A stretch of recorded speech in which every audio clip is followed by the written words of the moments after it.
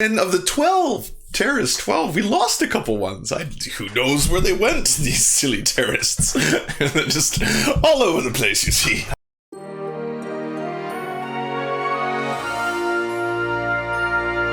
And you can tell that this assassination, by the way, was not really explained or told to a lot of people, probably based on the way that the world leaders are now slowly reacting as if this is the first time they're finding out about it.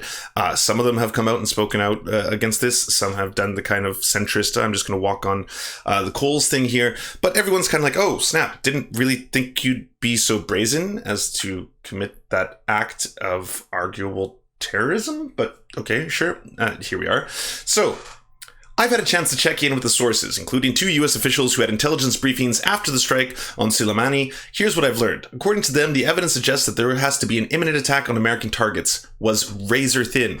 No surprise there. In fact, the evidence pointing out came from 3 discrete facts. A pattern of traveling showing Soleimani was in Syria, Lebanon, and Iraq to meet with the Shia proxies known to have offensive positions to the US. As one source said, that's just business as usual for Soleimani. Most intriguing was B, information indicating that Soleimani sought the supreme leader's approval for an operation. He was told to come to Tehran for consultation and further guidance, suggesting the operation was a big deal, but again, this could be anything. And finally, A and B read in the context of C, Iran's increasingly bellicose positions towards American interests in Iraq, including the attack that killed the US contractor and the recent protests outside the American embassy. We must do more than just stop war with Iran. We must firmly commit to ending US military presence in the Middle East in an orderly manner. Agreed.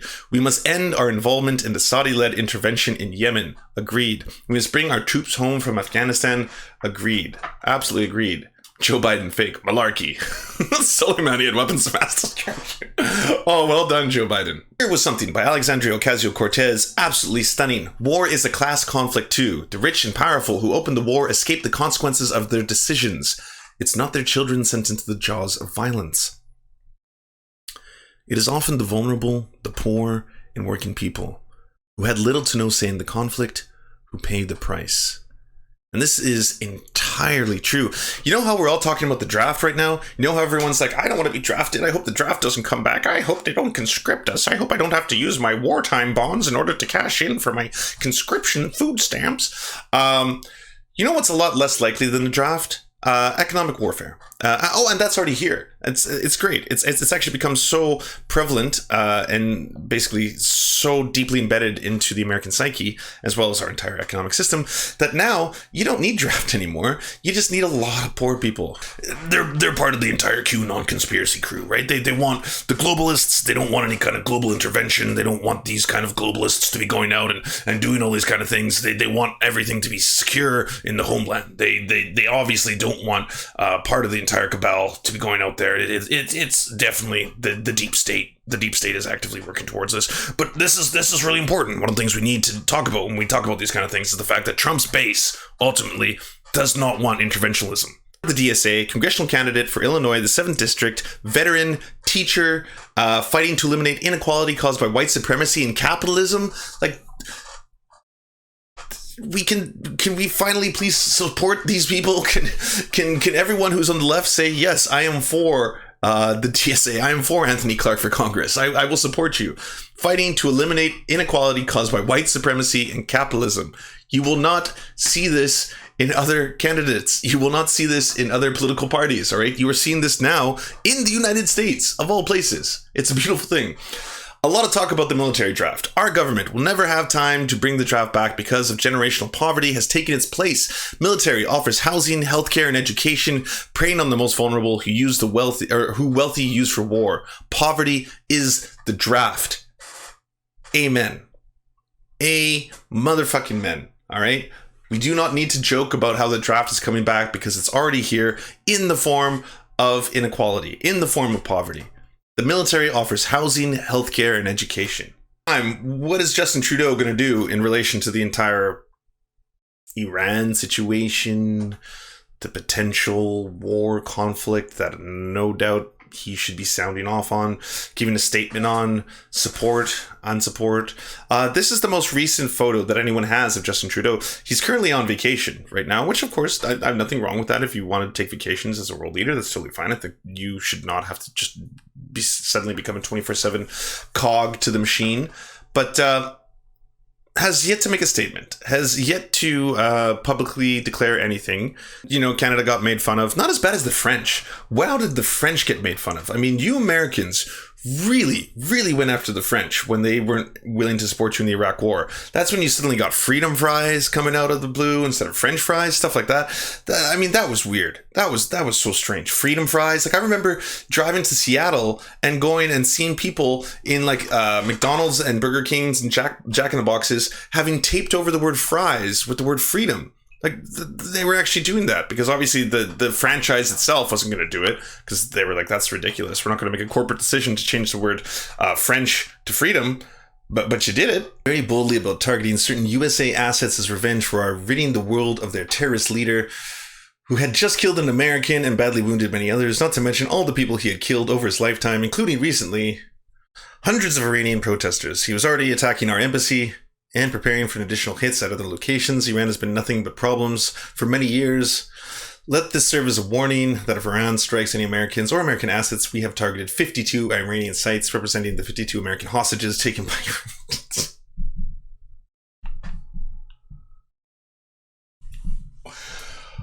Oh my god, it's so asinine. What the fuck?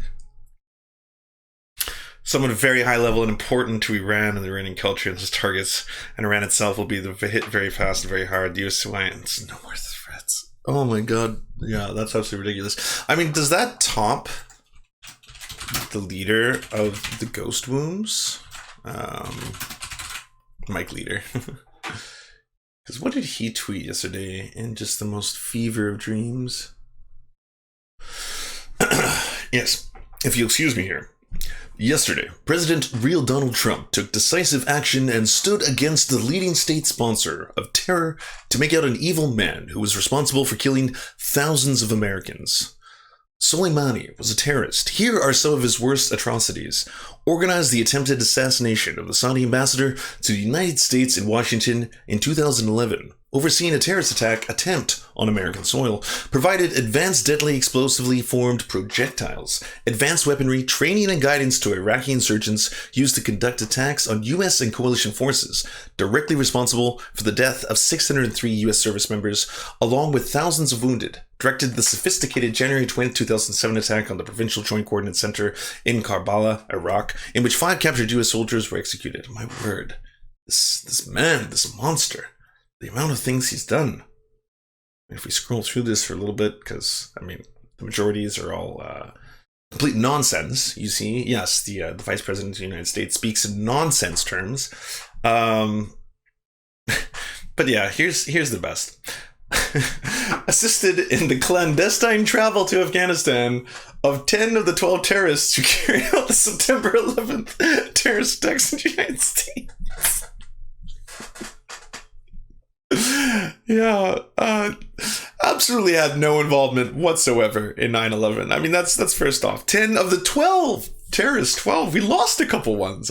Who knows where they went, these silly terrorists. They're just all over the place, you see. Hiding behind the walls and the shits and the clothing. Just terrorists everywhere. Oh, they're in cupboards. Wow, terrorists. Amazing. And there's no mention, of course, of them being the majority from Saudi Arabia, right? Of like the 19 hijackers. The 12 hijackers who were behind 9/11. And this would be really unique because then we'd have, this would be the exact fusion of the Sunnis and the Shiites that everyone thought was impossible. But I mean, if we had this unification, Soleimani associate themselves with Osama bin Laden and Al-Qaeda, joining forces to create September 11th. All right. Did you enjoy what you just watched and now crave more nectar of the damned? Did you know that if you're watching on YouTube, you're only getting half the surfy experience? We upload all of our content commercial and censorship free to our Patreon. Due to the general demonetization of our videos, we now upload half of our original content directly to those who can help us produce this show. Want even more nectar than that? Well, come join us at twitch.tv/TheSerfsTV, where we do weekly live streams, debates, interviews, AMAs, and more. If you're an Amazon Prime member, you can help support our show 100% free by subscribing to our Twitch channel.